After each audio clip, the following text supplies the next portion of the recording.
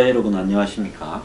주말에 만나는 황장수의 경제에 대한 거시적 해설, 경제 갤러리 코너입니다.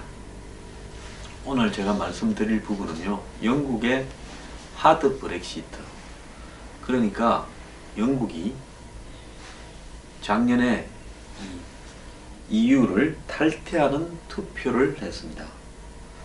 6월달에 진행됐는데요. 영국 국민 유권자 3,355만 명에 51.9%인 1,742만 명이 브렉시트에 찬성표를 던지면서 반대를 48.1%를 3.8% 차로 이겼습니다. 그래서 영국의 당시 보수당 캐머런 정권이 붕괴되었습니다. 원래 캐머런 총리는 당시에 2015년 총선을 이렇게 붙이면서 자신이 이기면 2017년까지 영국의 EU 탈퇴를 투표에 묻겠다.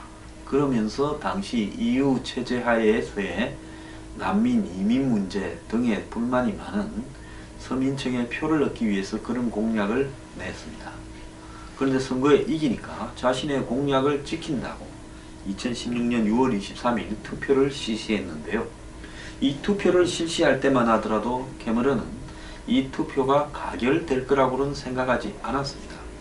그래서 영국의 보수당, 집권 보수당과 야당 노동당이 사실상 다 반대를 했고, 당시 보수당 일각과 또 보리스 존슨 전 영국 시장 같은 사람, 또 영국의 독립당 같은 우파 정당이 일부가 브렉시트 찬성 운동을 했는데요. 세로 보면 이렇게 브렉시트 반대 운동세가 훨씬 컸습니다.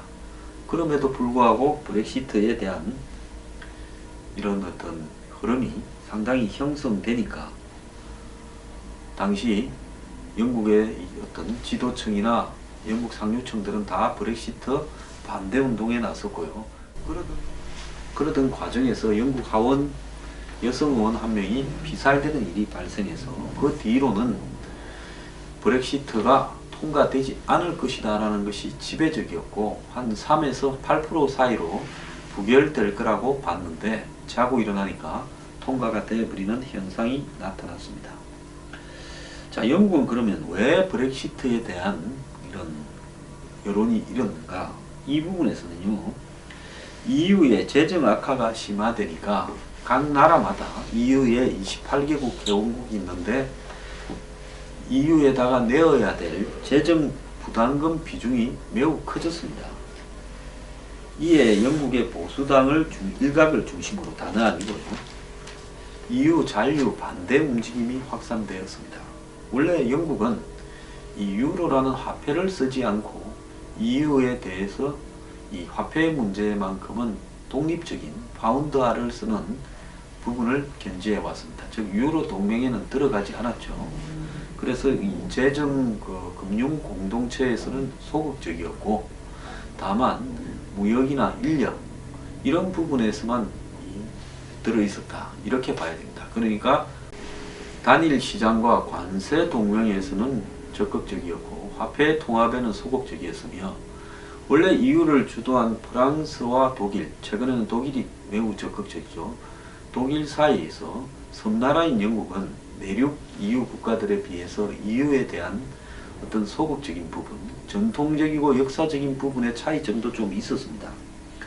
그래서 여기에 대해서 당시 시리아, 중동, 아프리카, 북아프리카 등의 난민이 유럽으로 밀려들고 이들이 최종 기착지가 그나마 좀 살만한 영국으로 이렇게 향하게 되니까 이 도버 해협 사이에서 지하 터널이 있는 쪽에, 해저 터널이 있는 쪽에 칼레라는 프랑스 도시가요, 거의 난민촌으로 변해서 여기 있는 사람들이 전부 영국으로 불법으로 들어가려고 노력을 하는 이런 양상이 벌어졌습니다. 이 속에서 영국은 EU에 탈퇴해야 된다는 여론이 서민층, 노동자층을 중심으로 점점 높아졌고요.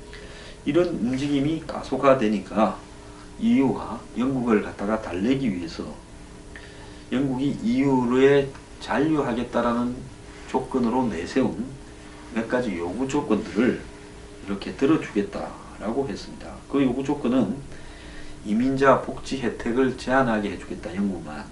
영국 의회 자주권을 강화해주겠다. 또 더 나아가서 EU 규제에 대한 영국의 선택권을 부여하겠다. 비유로존 국가의 유로존 시장 접근을 보장하겠다. 이것을 다 수용해 주겠다고 했습니다. 자, 이에 캐머런 총리는 이 정도 해주겠다 하면 내가 많이 얻어냈다.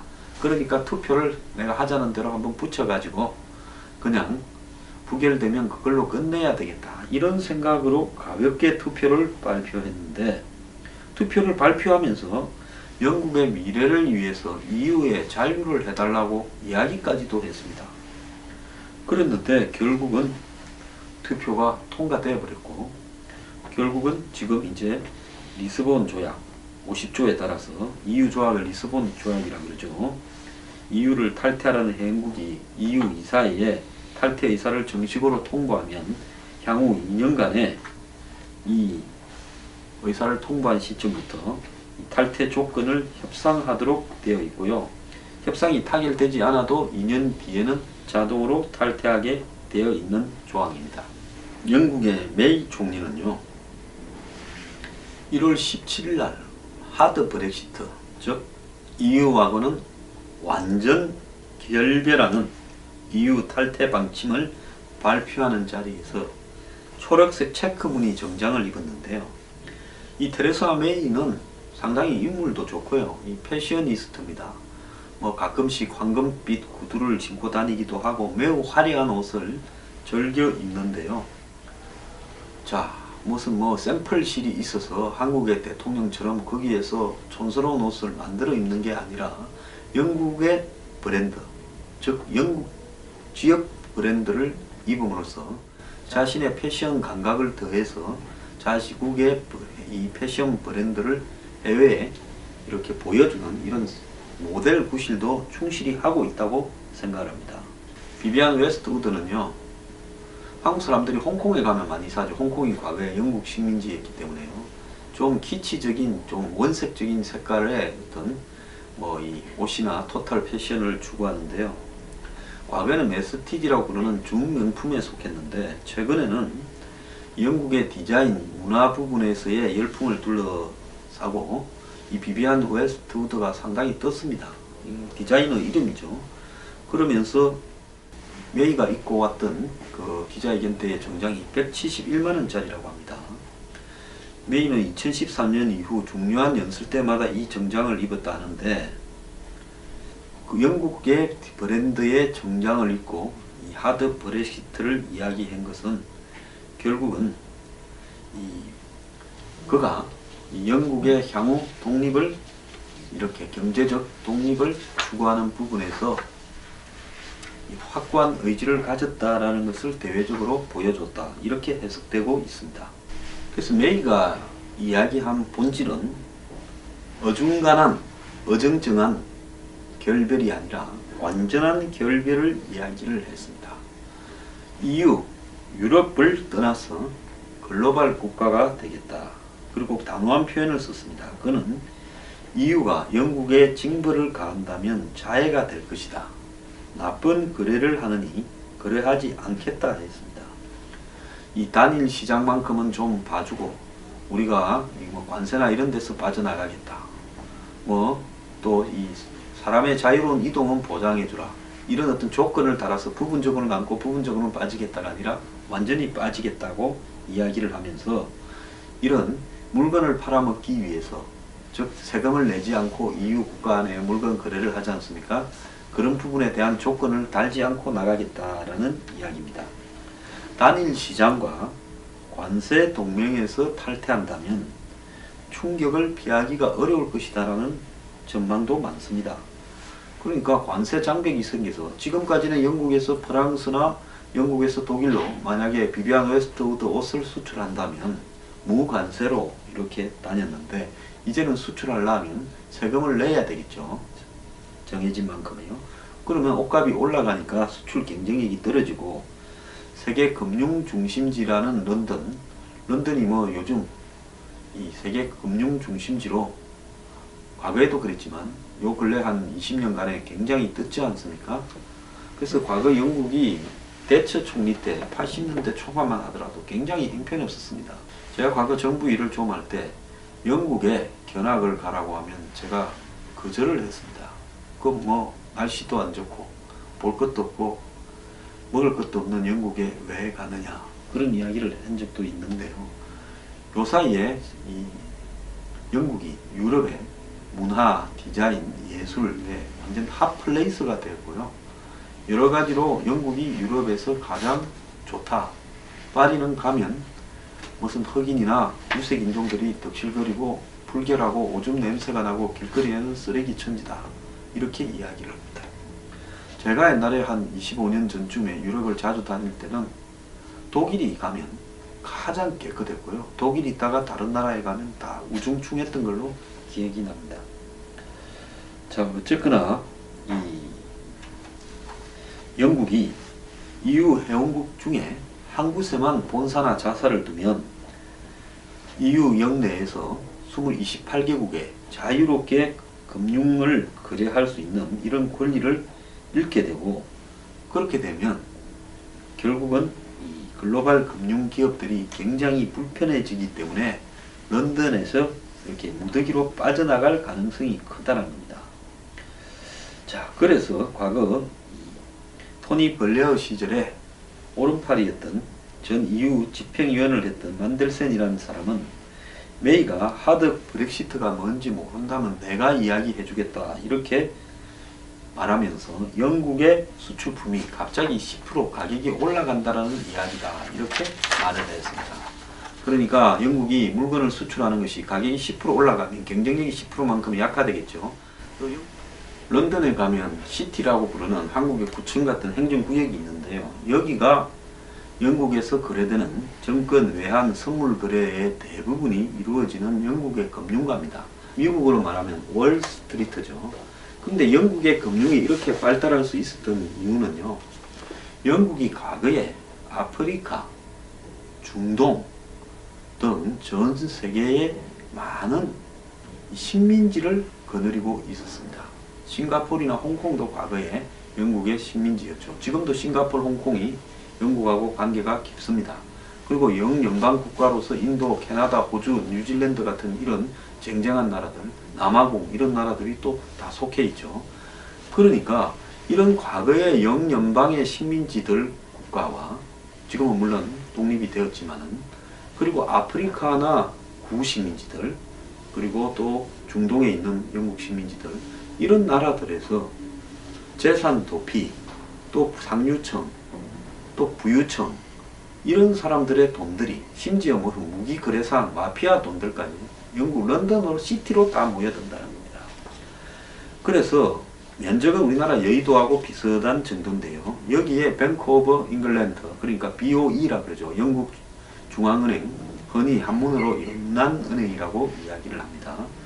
이 영란은행을 중심으로 600여 개의 국제금융기관이 밀집되어 있어서 정권, 외환, 선물 거래의 대부분이 여기서 이루어집니다. 그래서 도심이 1평방마일 안에서 근무하는 30만 명 중에서 10만 명이 금융업에 종사한다 라고 해서 런던 이 시티 지역에서 창출되는 부가 영국 GDP의 3%에 달하고 영국의 금융에서 이렇게 벌어들이는 돈이 해외 분야에서 주로 벌어들이는 돈이 350억 달러에 이른다라고 이야기를 하고 있습니다. 여기가 EU를 탈퇴하게 되면 이제 영국은 EU 국가가 아니기 때문에 영국에 지분을 둔다 하더라도 EU하고의 거래를 하려면 별도로 또 거기에 본점이나 지사를 EU 국가 안에 다시 차려야 되는 이런 불편함이 있게 되고 돈의 이동에 제한이 있게 되죠. 이런 부분 때문에 금융이 좀 빠져나가지 않겠나라고 이렇게 우려가 높습니다. 그 대신에 영국이 그러면 EU에 탈퇴하면서 애초에 무엇이 목적이었나? 난민 통제가 중요한 목적 중에 하나고 감정적으로는 우리가 EU에서 완벽하게 EU 유로 화폐를 쓰는 나라도 아니고 어정쩡하게 걸쳐 있는데 돈은 왜 이리 많이 내냐? 그래서 그 분담금을 못 내겠다. 이렇게 해서 시작이 되었는데 또 다른 이유는 국경을 통제해서 난민이나 이민 부분을 제한하겠다. 그리고 환경 에너지 규제, 즉 EU에서 규제하는 각종 규제들이 있었습니다. 여기에서 자유롭게 하겠다라는 건데 그걸 얻게 되는 거죠. 자, 그래서 메이 본인은 당초 브렉시트에는 반대했던 사람입니다. 보수당 안에서 찬성 반대파가 있었는데요. 총리가 된 뒤엔 탈퇴는 탈퇴지 어정쩡하게 걸치는 것은 없다라고 하면서 다른 길은 없다고 못을 박았고, 그러면서 EU와의 협상을 강경파에게 맡겼습니다. 그래서 탈퇴할 때 탈퇴해야 된다라는 캠페인을 투표할 때 앞장섰던 데이비드 데이비스가 협상 대표고, 또 브렉시트 하자라는 그룹의 선도자였던 리엄 폭스가 교육장관을 맡고, 또 대표적으로 강경 탈퇴파였던 보리스 존슨 전 영국 시장이 외무장관을 맡고 이랬습니다. 그러니까 탈퇴파들이 지금 영국의 내각의 중심이자 EU하고의 협상의 주역으로 되어 있기 때문에 이들은 유럽 시장을 포기하더라도 이민 규제에 더 치중해야 된다라는 이야기를 해온 사람입니다. 우리가 뭐 옛날에야 무역으로 먹고 살았지만은 요즘 영국이 무역으로 먹고 사냐? 그러니까 이 이민, 난민 등을 통제하는 부분이 우리한테 더 이롭다. 이렇게 말을 하는 겁니다. 메이는 연설에서 이민자 숫자를 제한하겠다라고 말을 했고, 이에 대해 프랑스 르몽드지는 메이가 드디어 진실을 말했다. 르피가로는 메이가 경제보다 정치를 택했다. 이 말은 무슨 말인가 하면 자국의 국민들의 정서를 감안해 가지고 경제적인 손실을 입더라도 이 투표하는 유권자들의 의견에 따랐다. 이런 이야기입니다. 브렉시트 국민투표 직후부터 EU는 당장 탈퇴 협상을 가동해라 하고 요구를 했는데, 작년 6월에 통과된 투표를 6개월 이상 시간을 끌었죠. 그러면서 메이가 이제 탈퇴 협상을 하자, 하드 브렉시트 하겠다고 이야기를 했습니다.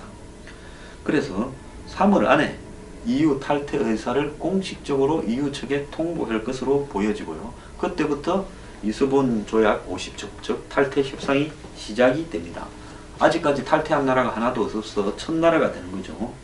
메이는 의회의 승인이 필요한지 이 재판을 갖다가 지금 받고 있는데요. 의회 승인이 필요하다고 1심에서는 이야기가 나왔습니다.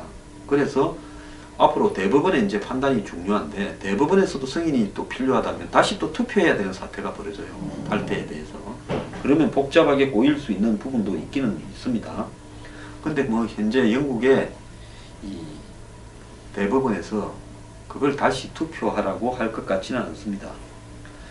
자, 영국의 그 보수당은 물론 야당인 브렉시트를 반대한 노동당조차도 국민투표를 한번 했으면 그걸로 끝내야지 뭔 또 법원에 투표를 하느냐, 법원의 판결을 기다리느냐, 이렇기 때문에 협상에서 그 변수는 없다고 보고 있습니다. 탈퇴 협상은 2년 안에 끝내야 되고요.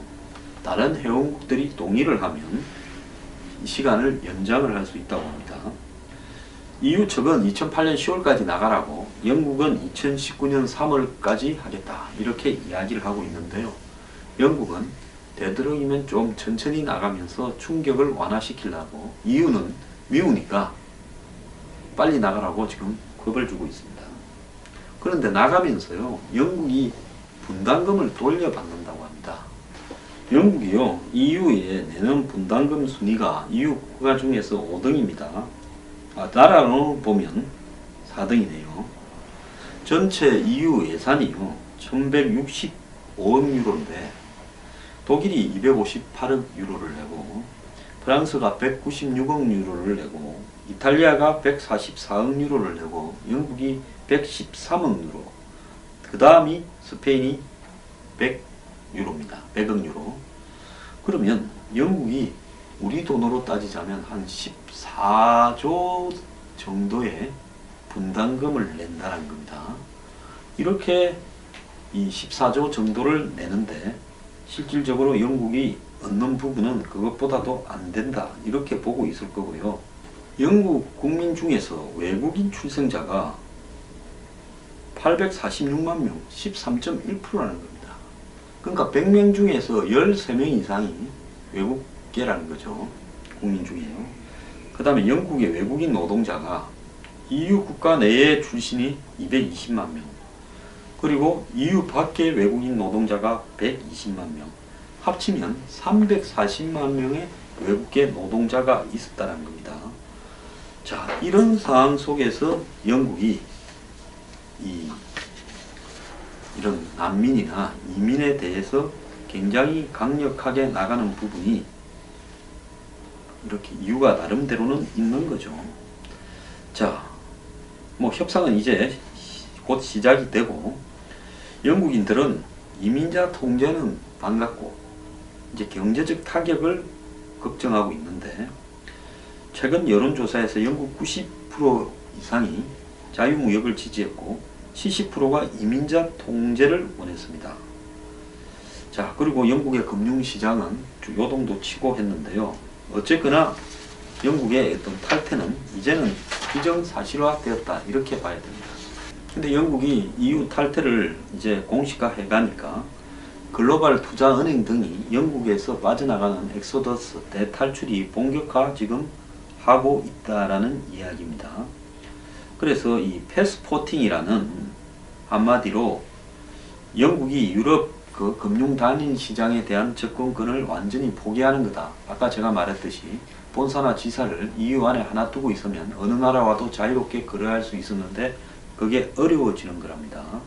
그래서 패스포팅은 유럽 경제지역, 유럽 경제지역이라는 것은 EU는 28개국이고 EU 가맹국이 아니더라도 노르웨이처럼 적당히 걸치는 나라가 있죠.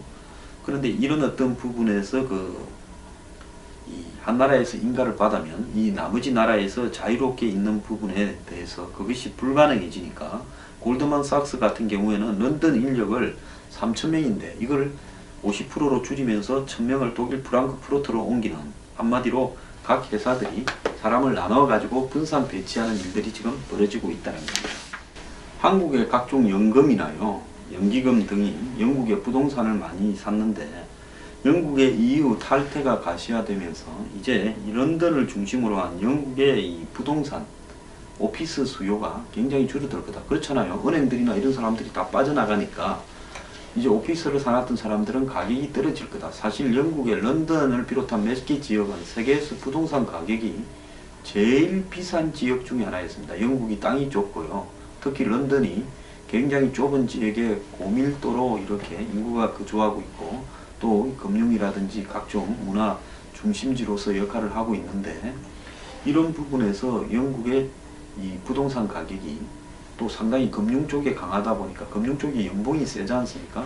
그러니까 그런 사람들이 영국에 이렇게 굉장히 고급 주택들을 많이 소유하고 있고, 더 나아가서 전 세계의 검은 돈들이 영국의 런던에 고급 부동산들을 어마어마하게 샀습니다. 사실 EU 탈퇴의 또 다른 주요 원인 중에 하나는요, 이야기를 하고 있지 않지만은 영국의 부동산 가격이 워낙 폭등을 해서 영국의 서민들을 위한 이 주거 공간이 거의 없어져 가고 있습니다. 그래서 실제 영국의 중인인 런던의 이런 서민들은 자기들의 어떤 주거가 굉장히 힘들어졌다는 겁니다. 한국의 전 월세 난처럼요. 그러니까 이 사람들이 대부분 다 한마디로 브렉시트로 돌았고, 또 영국의 자영업을 하는 사람들은 임대료가 비싸니까 굉장히 그 자영업을 하는 부분에서 고전을 했죠. 이런 부분들이 결국은 또 브렉시트의 서민층이나 자영업자층이 등을 돌린 원인 중에 하나인데요. 자, 세계 상위 250개 중에서 런던에 본사를 둔 회사가 40%에 달해서 아마 전 세계에서 가장 런던이 이런 기업들의 중심지였다라고 봐야 될 건데, 여기서 이제 탈출을 해 간다는 겁니다. 그러니까 영국의 집값이 이제는 떨어질 것이다. 그래서 이와 관련해서 영국의 집값과 관련된 펀드도 폭락할 것이다. 그래서 이런 것과 관련된 금융에서는 지금 우려성들이 매우 등장하고 있습니다. 오늘 그 영국의 브렉시트 부분을 주로 이야기를 해봤는데요.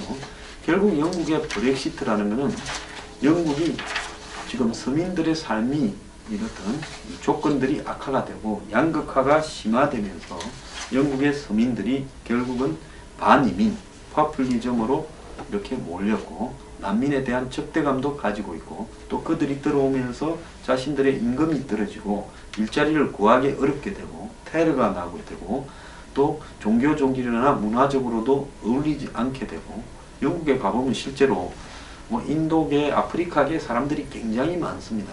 이런 부분에 대한 영국 사회의 전통이 해체되는 부분, 이런 것들이 다 작용을 하면서요, 이제 원래 영국으로 돌아가자, 이런 부분이 강하게 부각되었다, 이렇게 볼 수 있습니다.